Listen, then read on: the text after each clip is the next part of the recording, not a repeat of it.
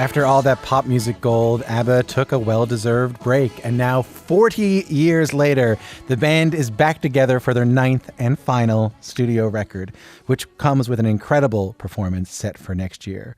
The new album is called Voyage, and it's such a great pleasure to welcome from ABBA, Björn Ulvaeus to Q. How are you? Great. Thank you, Tom.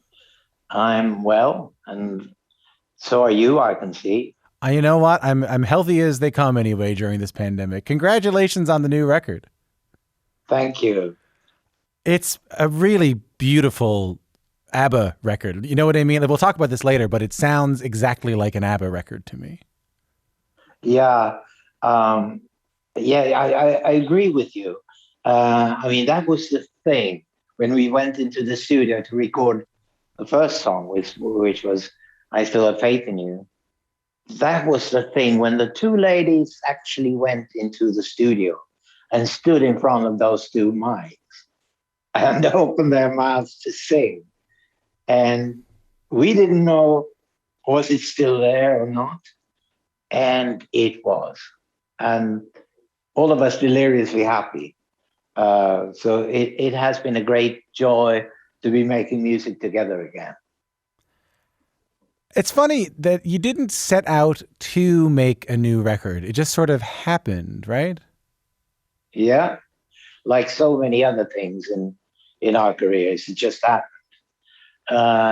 We were deep into this project with avatars, digital copies of ourselves, which are going to appear in a concert in a purpose-built arena in London, end of May next year. And we thought, Benny and I, why shouldn't these avatars, these digital selves from 79, 80, somewhere around that period, what if they would sing something that was written 40 years after they looked like that and was coming out of their mouths? What a weird and wonderful thing that would be. So we wrote a couple of songs, and we wrote them much the same way as we always have. And we asked the ladies if they wanted to record again, and they did. I mean, we've never actually been against recording together again. It just never happened. The only thing we said was never to tour again. That's another thing. But it took 40 years to get us together again. But I'm so happy now that we did. Yeah, I bet. I mean, I think I thought for a while that you would never get together again. You know what I mean? I thought that, if they hadn't got together by now at the 25-year or the 30-year mark, it was never going to happen. I can imagine you've had some pressure over the years and some offers over the years to get back together. Yeah, we've had several offers per year, I would say. But not lately, because finally the promoters learned that no, there's no way they'd go on tour again. There's no reason to ask. Only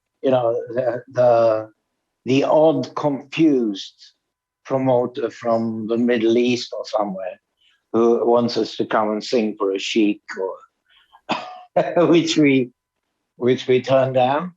And so no offers lately, but there have been, yes. Yeah, I think there's meaning in that, that I'm sure that you've been offered like half the island of New Zealand, like the GDP of half of New Zealand to get back together, but you've always turned it down. It had to happen on your own terms. It had to happen. And I think what you said earlier about organically, that's how it has to happen. I mean, ABBA itself happened completely organically. We were the opposite of the audition group, because we just I met Benny by chance. And I met Agneta by chance. Benny met Frida by chance. They happened to be singers. They could have been, whatever else. They could have been engineers or something. But they happen to be singers and great singers. And it took us about 3 years to understand even that we should form a group together, all organically. And then the rest, happened organically as well. And we always tried from album to album to develop, take another step. And I think you can hear that the first albums sound, younger, more teenage oriented, whereas we became more mature, both in our songwriting and the recording. And I guess this latest album, 40 years after, I hope it has a sense of depth to it that comes from 40 years of living, experiencing things, both in voices and in the writing. And this is, I think, very interesting to see how that will be received. I mean, the songs that have been received or have been released already have been received so well, incredibly well. And the whole album, when people listen to it, what will they say? Because they will realize that we haven't followed any trends. We are not looking at what Drake is doing or what other people are doing. That we decided early on not to do that. Just to see, either the music is relevant for some reason or it isn't. But it's on our terms and it's organic. I love what you said there about you can hear the depth and the progression of yourselves, not just as musicians, but as people. And I think you can really hear that in the first song you put out. Just take a listen to this. Do I have it in me? I believe it is in there. For I know I hear a bittersweet song in the memories we share.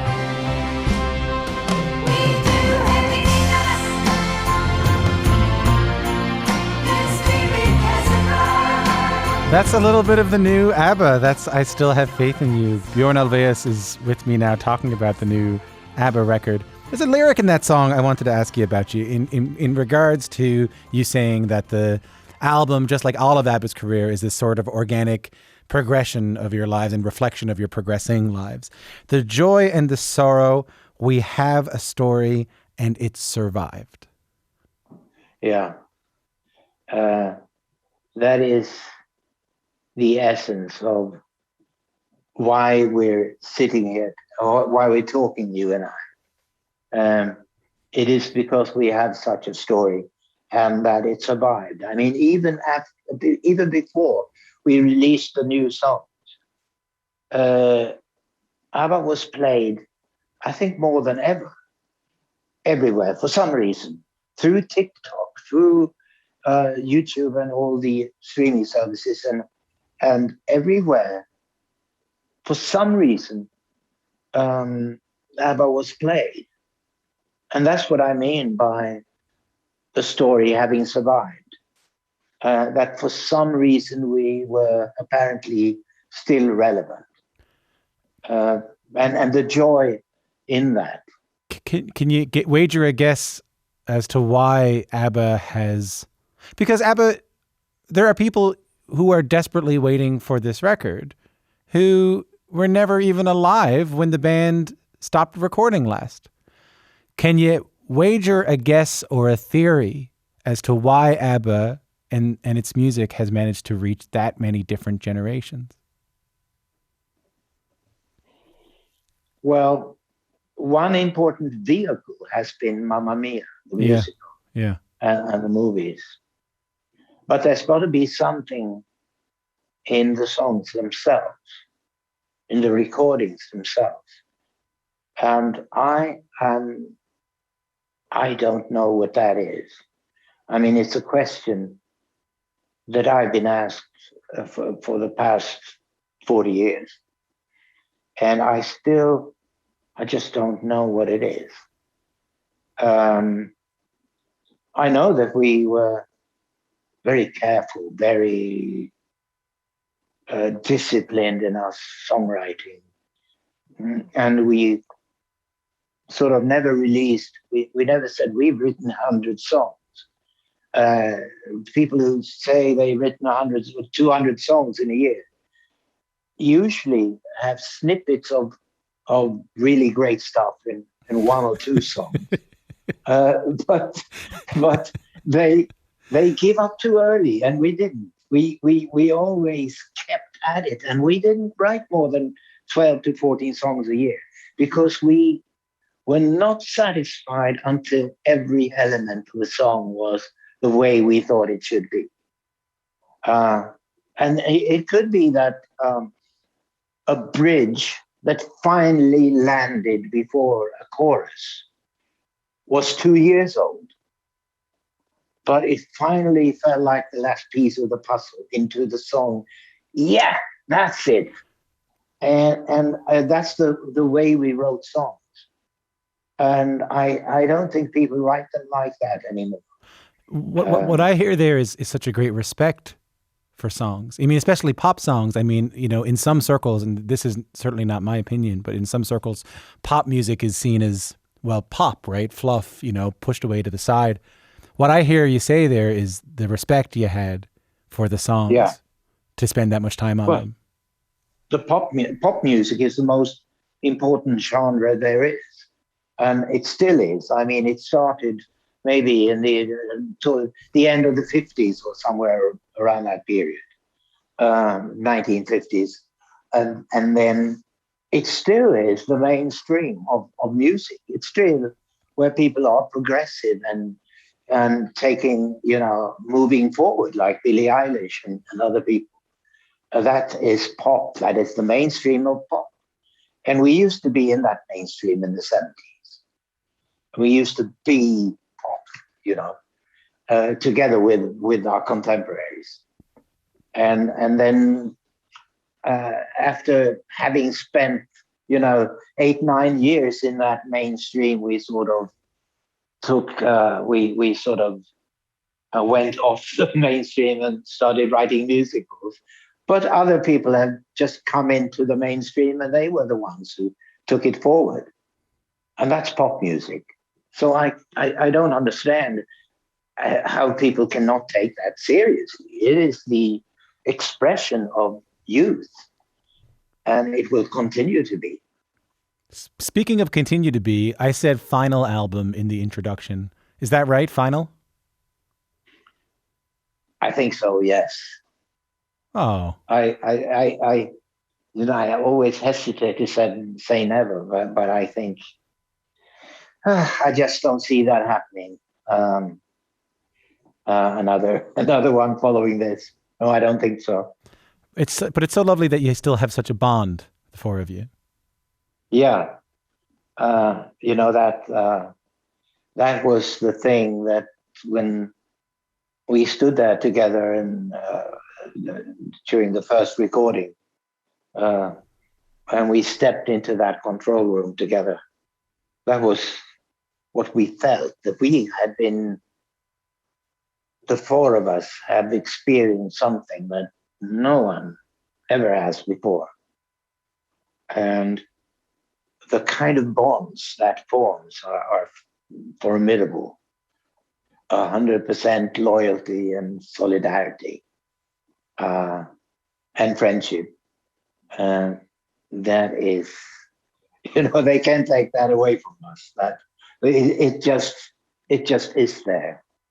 Well, I should reintroduce you here, but I'll do that after playing this classic song here. And when you get the chance, you are the dancing queen, young and sweet, only 17.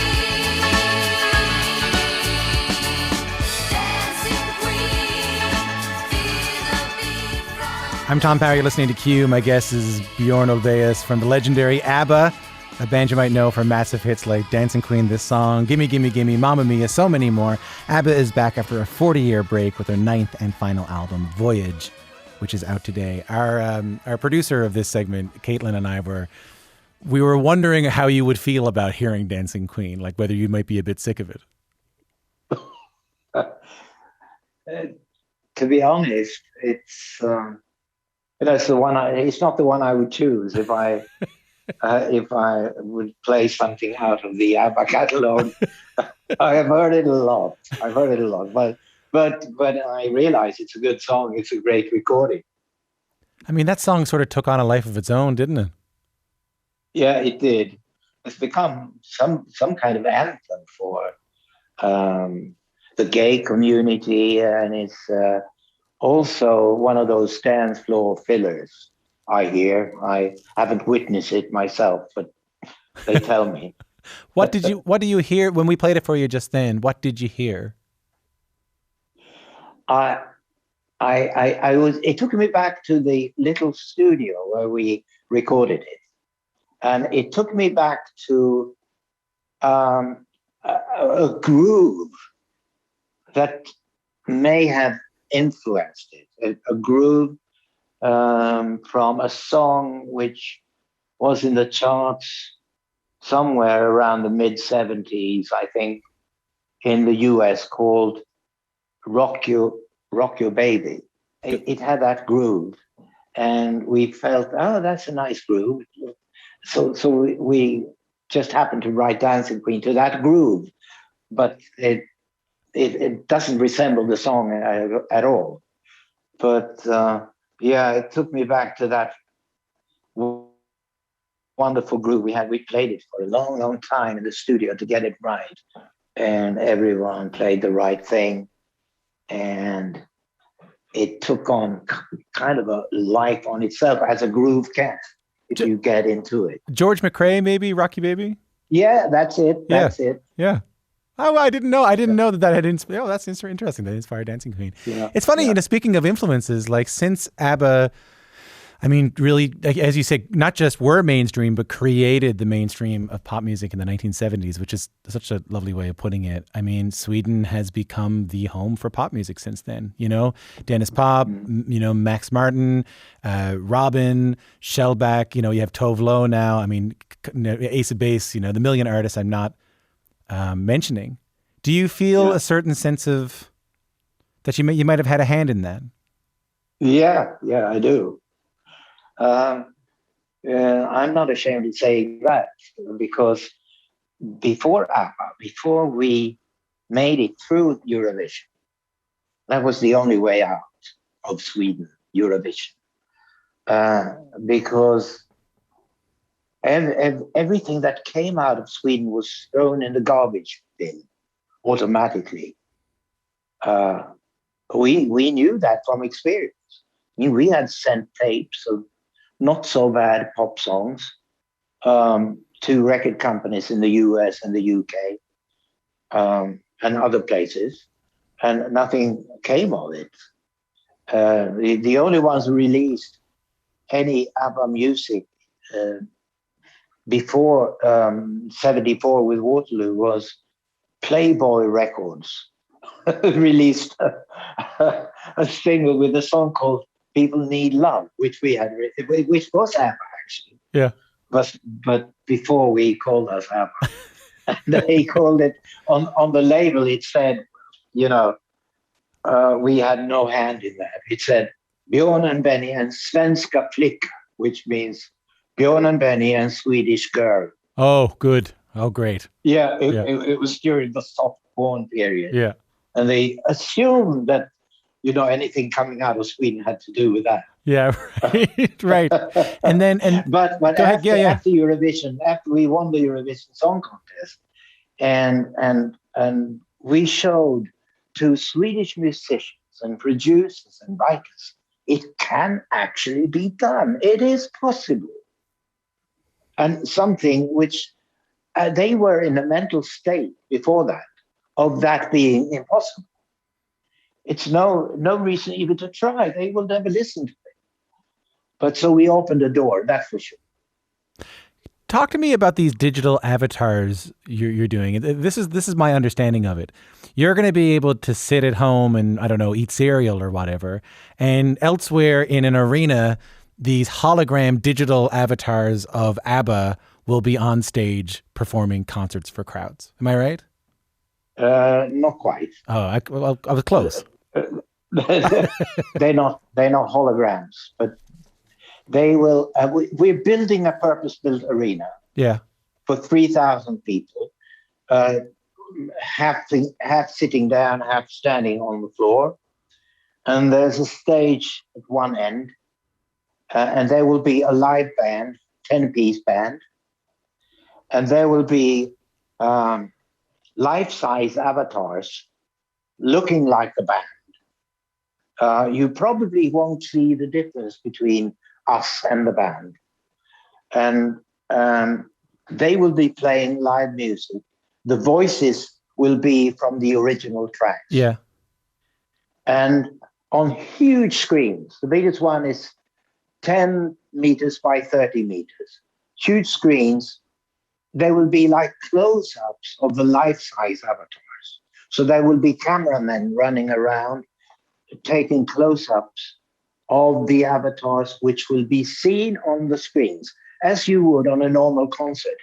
I mean, people spend 80% of their time looking at screens on ordinary concerts. So you'd be looking at this, and at the same time, there will be lights in the arena and lasers and stuff that will be in the arena and in the screens. So you won't be able to see where the screen starts and where it ends. You'll be like in the middle of this fantastic musical experience. And it will create an illusion, we think, that you will make an agreement with us on stage that, yes, you are real. We're in this now. It's real. It's happening.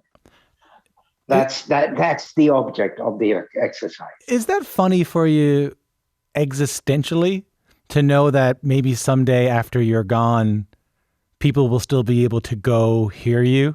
You know what I mean? Yes. I've been thinking about it a lot. What it actually means existentially, that in that respect I am eternal, and we were the first ones to do that, and the first ones are always remembered and are always referred to in the future. They were the pioneers. And yes, I hope my children will enjoy that. I hope that will be a source of joy for them. For me, I look at myself as an avatar from 79, and I don't even think it's weird, because I have, in fact, been looking at myself from that age, for 40 years now, because I've been reminded about ABBA almost daily. Yeah. Video or picture or something. And when I produced the content for the museum in Stockholm, I found that I thought from the beginning, it's very weird to tell your own story like you were a historic person. But I found that, well, if I look at myself as that, I could tell the story easier. And that's the way I look at myself now, as almost like another person. As an observer of yourself. Costume. That's interesting. Yes, observer of myself, exactly. And from an existential viewpoint, that is very interesting. And it is, because I've talked to so many people. I mean, I've talked to people in their 80s and 90s, and they've said the same thing to me, which is I may look 80 or 90.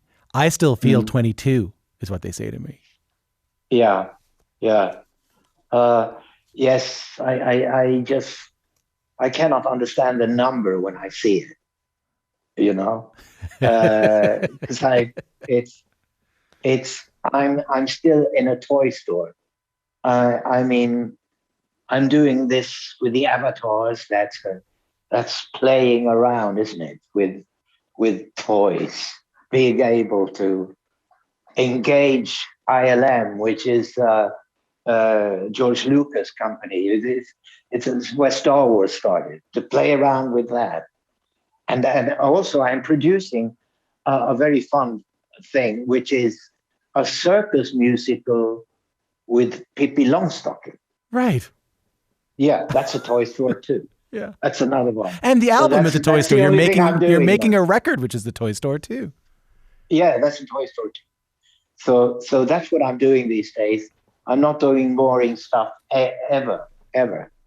No. Just a fun thing. Well, speaking of, and I just got a couple of questions for you, and it's been great to have you. We thought we might, before we close things out, get a bit of a game from you, where I know we played Dancing Queen from you earlier, and you said, I don't know if that would be the one I would play. So I would like to give you a scenario, and you tell me which ABBA song you would like to hear in that scenario. I'll start with, what's the best ABBA song for a wedding? I think that would be Dancing Queen, actually. Yeah, it gets everybody on the floor. That's the one I would choose for a wedding. Yeah. Best ABBA song for a breakup.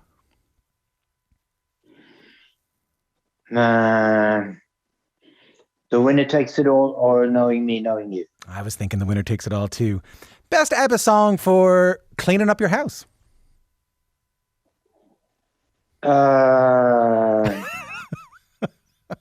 I would choose. I would probably choose Mamma Mia. Oh yeah, get you going, moving a little bit. Yes. And here we go again. I got to clean up the house. Upbeat, happy. Here we go again, cleaning up again. Yes. And finally, best ABBA song for driving too fast on the highway, hoping you don't get pulled over. That's a tricky one. It's not as easy as the other ones.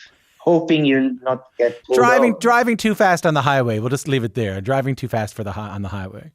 Does your mother know that you're out? That's a great song, by the way.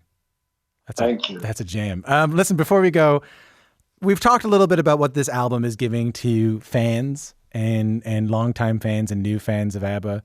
What has this album and the making of it given you personally? I've always been plagued by bad self-conscience, low self-conscience. Really? Bad, yeah. And unsure of myself. And writing this has made me a better songwriter, a better lyricist, and made me believe in myself more than I did before. So it's given me creatively a lot. And I loved every minute of it, especially when I had those songs without the melody on them, but full backing track with overdub strings and stuff perhaps, and then playing them over and over again to myself and just letting them say what they're about at their ease, telling me I'm about this. And they would do that by either dropping words in my head or by conjuring up images in my head. So that's the way it works. And that's a beautiful way of being in a creative process. I don't mean to be to sound like I'm disparaging anything you said there. When I hear someone who's had 10 trillion number one songs, has sort of like changed the history of pop music, say that, you too can suffer from bad self-conscience or, a lack of belief in yourself. That's almost sort of comforting, Yeah. But it's absolutely true.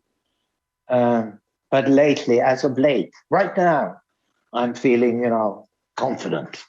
So you should. We're going to go out on Don't Shut Me Down. Anything you want to tell me about it before we play it? Yeah, it's on the face of it, it's about this woman who's broken up with a man and wants to come back. And at some time, and she has changed. But in a level underneath, it's about us knocking at the door of fans, and a fan opening, and there is an avatar saying that, "Don't shut me down. I'm here again. I want to stay now. Don't shut me down." Beautiful. So lovely to meet you, Bjorn. Thanks so much for your time. Thanks, Tom. Björn Ulvaeus is a member of the legendary ABBA. ABBA is back with not only their first album in 40 years, but also their last. It's a beautiful album called Voyage. It's out everywhere today.